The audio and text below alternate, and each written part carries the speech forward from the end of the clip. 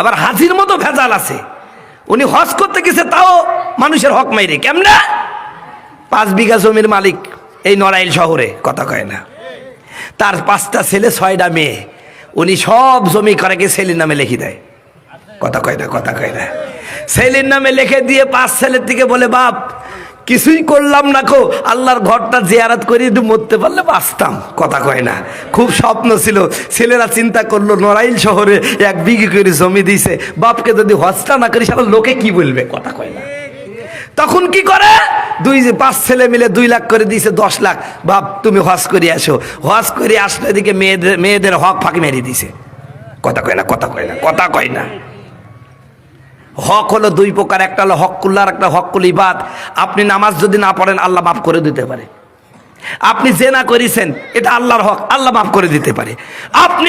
আপনি কি করছেন, মিথ্যা কথা বলেছেন, আল্লাহ মাফ করে দিতে পারে। আপনি কি করছেন, যাকাত দেননি, আল্লাহ মাফ করে দিতে পারেন। কিন্তু আপনি যে পরের জমি খাই ফেললেন, পরের হক নষ্ট করলেন, এক দোকানে আপনি কি খাইছেন, একটা বাকি খাইছেন, খাই লোকটার টাকা দিলেন না, আপনি হকটা মাইরে দিলেন। এরপরে হজ করে আসছেন ভাই, কিয়ামতের ময়দান কিন্তু আল্লাহ আপনাকে ছাড়বি না নে। আমি হুজুরও আপনাকে বাঁচাতে পারবো না রে। কথা কয় না, কথা কয় না। কিয়ামতের ময়দান অবস্থা অন্যরকম হয়ে যাবে। এখন কি করলেন, এবার 5 ছেলের থেকে 2 লাখ করে 10 লাখ টাকা নিয়ে হজ করে এসে, হাদিস হয় বাবা চালাক, হজ করে আসে আগেই মেয়েদের খোঁজ দেয়, মা তোর আমার আয় কাছে। কথা কয় না। সব মেয়েগুলোকে এক জায়গায় করে, জমি কিন্তু দিইনি, হজ করে এসে বলছে, মা তোদেরকে আমি কিচ্ছু দিতে পারলাম না, আল্লাহর ঘর জিয়ারত করছে, আমার বুকে আয় তোদের জন্য একটু দোয়া করে দি। কথা কয় না, কথা কয় না। জমি দিল ছেলের নামে, আর দোয়া করলো কার নামে? মেয়ের নামে। আল্লাহ বলছে, হাজি তোর পাজিগিরি ছুটাচ্ছে, খালি মরেক, কবর পর্যন্ত আয়, তারপর দেখাচ্ছে আমি মজা। কথা কচ্ছে না, কথা কচ্ছে না। প্রিয় নড়াইলবাসী, আপনি বিশ্বাস করেন আর না করেন, কিয়ামতের ময়দানে যে আল্লাহ বিচার করবেন, এতে কোনো সন্দেহ আছে নাকি? ভাই কিয়ামতের দিনে আল্লাহ পাক এই হাজি বলবে, হাজি যা জান্নাত চলে যা। কথা বুঝতে পারছেন? ও দিবে দৌড় জান্নাতে। এইবারে যে 6টা মেয়ে দুনিয়ায় তো কিছু করতে পারিনি, বাপ মানুষ দিল না, কি করবে? কিন্তু মনে মনে চিন্তা করছে, আল্লাহ এই বাপকে ধরবো কিয়ামতের দিন। কথা বুঝতে পারছেন? ও যখন জান্নাত দৌড়াবে তখন আল্লাহ বলবে, আল্লাহ ওই লোকটাকে আপনি জান্নাতে দিচ্ছেন কেন? কয় কে?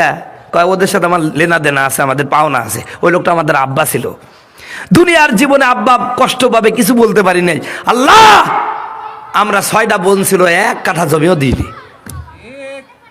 আল্লাহ এবার বলবেন, হাজি এদিকে আই, বেকাই বেকাই, তোর জান্নাতে যাওয়ার হইল না, ওই মেয়েদের হক দে।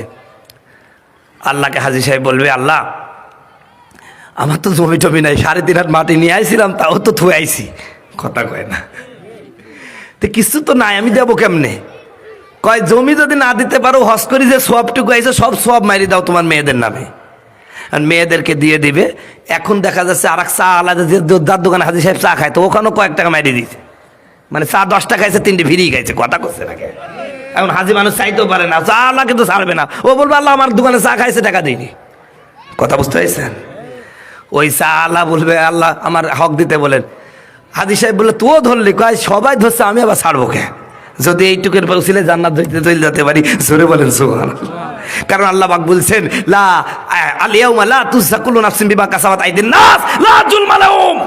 আজকে প্রত্যেকের সব প্রতিদানটা হবে, সামান্য জুলুম করা হবে না। জোরে বলেন সুবহানাল্লাহ। ফামান ইয়ামাল মিসকালা যাররাতিন খায়রান ইয়ারা ওয়া মান ইয়ামাল মিসকালা যাররাতিন শাররান ইয়ারা। সামান্য পরিমাণ ভালো কাজ করলে ওটাও আল্লাহ তুলবে, আবার সামান্য অপকর্ম করলে সেটাও আল্লাহ উপস্থিত করবে।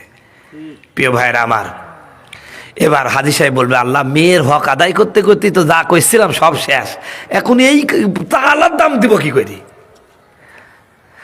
আমার আল্লাহ ডাক দেয়া বলবেন, কিছু নাই, এ চালাক, তোমার জীবনের যত গুনাহ আছে হাজির ঘাড়ে বুকে চাপায়া দাও। প্রিয় ভাইরা আমার, যেমন সোয়াবের একটা স্তূপ নিয়ে আসছিল, হজ করেছে, নামাজ পড়েছে, যাকাত দিয়েছে, কত সোয়াবের কাজ করেছিল, সব দিয়ে একটা বিশাল সোয়াবের স্তূপ নিয়ে আসছিল। এক পর্যায়ে পাওনাদারদের হক দিতে দিতে লোকটা নিঃস্ব হয়ে যাবে। আবার নবী বলেন, জানো কিয়ামতের ময়দানে সবচাইতে গরিব মানুষ কোন ব্যক্তি হবে? এই ব্যক্তি হবে যে ব্যক্তি পরের হক মেরে মারা গেছে। কিয়ামতের ময়দানে তার নেকিগুলো সব পুরায় যাবে, এক পর্যায়ে কিছুই থাকবে না, লোকটা নিঃস্ব হয়ে যাবে। এখনো পাওনাদাররা দাঁড়িয়ে থাকবে সারিবদ্ধ ভাবে। ওই যে হাজির বাড়ির পাশে একজনের বাড়ি ছিল, দুর্বল লোক, লোকটা জোর করে এক কাঠা জমি দখল করে নিয়েছে, এক হাত জমি দখল করে নিয়েছে। ওই লোকগুলো সেদিন দাঁড়ায় থাকবে। ওরে নারায়ণের মুসলমানেরা, নামাজ পড়লেই জান্নাত চলে যাবে এটা মামুর বাড়ি আবদার না। আপনাকে ইসলাম মানতে হবে পূর্ণাঙ্গ রূপে, সব দিক দিয়ে মানতে হবে। কথা বলুন ঠিক কিনা? সম্মানিত বন্ধুগণ, আমার ভাইয়েরা, আমার গভীর মনোযোগ দিয়ে বিভিন্ন নারায়ণের মুসলমানেরা, এক পর্যায়ে লোকটা নিঃস্ব হয়ে যাবে। এবার পাওনাদাররা তাদের গুনাহগুলো চাপাইতে থাকবে।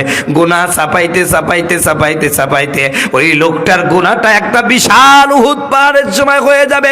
লোকটার জীবনে একটাও নেকির আমল নাই, একটা ভালো আর কাজ নাই, সব শেষ হয়ে গেছে। নবীজি বলছেন, তোমরা তো মনে করো টাকা পয়সা না থাকা মনে হয় গরিবের আলামত, তোমরা তো মনে করো একবেলা খাইতে পাই না, এই লোকটা গরিব মানুষ। আমার নবী বলছে, শোনো, কিয়ামতের ময়দানে এই লোকের চেয়ে নিঃস্ব আর মুফলিস আর গরিব মানুষ কেউ নাই। আমার বন্ধুগণ, আমার ভাইয়েরা, আল্লাহ রাব্বুল আলামিন এবার ডাক দেয়, বলেন, ও ফেরেশতারা, এই হাজীকে জান্নাতে দেওয়ার দরকার নাই। ফাহাদুহুম ইলা সিরাতিল জাহিম, তোমরা দাঁড়ায় দাঁড়ায় কি দেখছো? হাজীকে ধাক্কায় ধাক্কায় জাহান্নামের মধ্যে ফেলে দাও। এজন্য নারায়ণে মুসলমানের, আপনারা মনে করতে পারেন, হুজুর আমি নামাজ পড়ি, আমি রোজা রাখি, ওয়াজ করি, যাকাত দিই, আমি তো ভালো মানুষ। ভাই, শুধু নামাজ রোজা আপনাকে কিয়ামতের ময়দানে জান্নাতে নিয়ে যেতে পারবে না। আপনাকে আল্লাহর হুকুম যখন মানতে হবে, আল্লাহর হক যেমন আদায় করতে হবে, এই দুনিয়ার জীবনে মানুষের হকগুলো আদায় করবেন, মানুষের হক নষ্ট করবেন না, পরের জমিনে আল ঠেরবেন না, পরকে কষ্ট দিবেন না, কোনো মানুষকে অন্যায়ভাবে তার উপর জুলুম করবেন না। জুলুম কিন্তু আরো খারাপ মারাত্মক জিনিস। এই জুলুম হলো বান্দার হক। কোনো মানুষের মনে যদি কষ্ট দেয়া থাকেন, এই জমিনের মধ্যে যদি তার থেকে মাপ নিয়ে না যেতে পারেন, আল্লাহ কিয়ামতের ময়দানে ওই দিন কিন্তু বিচার করবে। আমার আল্লাহ এমন বিচার করবেন, যেই বিচারের মধ্যে কোনো স্বজনপ্রীতি চলবে না, কোনো দুর্নীতি চলবে না। আর আপনি দুর্নীতি করবেন কি করে? ওই দিন যিনি উকিল হবেন, আমার নবী, আপনার নবী মুহাম্মদ রাসূলুল্লাহ, বলেন তো আমার নবী কি ঘুষ খাবে? আর ঘুষ খাবে আপনি কেমনে দিবেন? কিয়ামতের ময়দানে মানুষগুলো নাজাত পাওয়ার জন্য আমার আল্লাহকে বলবে, আল্লাহ, এই আমার সন্তান নাও, আমার স্ত্রী নাও, আমার পরিবার নাও, সবগুলোর বিনিময়ে আমার আল্লাহর কাছে বলবে, আল্লাহ, আমার সন্তানের বিনিময়ে, আমার স্ত্রীর বিনিময়ে, আমার সম্পদের বিনিময়ে, সব কিছুর বিনিময়ে আমার মাফ করে দাও। আমার আল্লাহ বলবেন, আজকে তোমার কিছুই গ্রহণ করব না। সম্মানিত বন্ধুগণ, আমার ভাইয়েরা, আমার এই জন্য খুব ভয়াবহ দিন ভাই, ভয়াবহ দিন। ওই দিন নবীজির উম্মত হতে হলে শুধু নামাজ পড়লেই হবে না, নামাজের সাথে আপনাকে আপনার চরিত্রের পরিবর্তন করতে হবে। যেদিন দেখবেন যে আপনি নামাজ পড়ছেন, নামাজের আগে আপনি অকাম কুকাম করতেন, কিন্তু নামাজি হওয়ার পরে সমস্ত অকাম ছেড়ে দিয়েছেন, মানুষের প্রতি অন্যায় করেন না, তাহলে বুঝে নিয়েন আপনি জান্নাতের পথে আগাচ্ছেন। জোরে বলেন সুবহানাল্লাহ। আল্লাহর নবী, মায়ার নবী গো, আপনি নবী আমার জান্নাতের সরদার।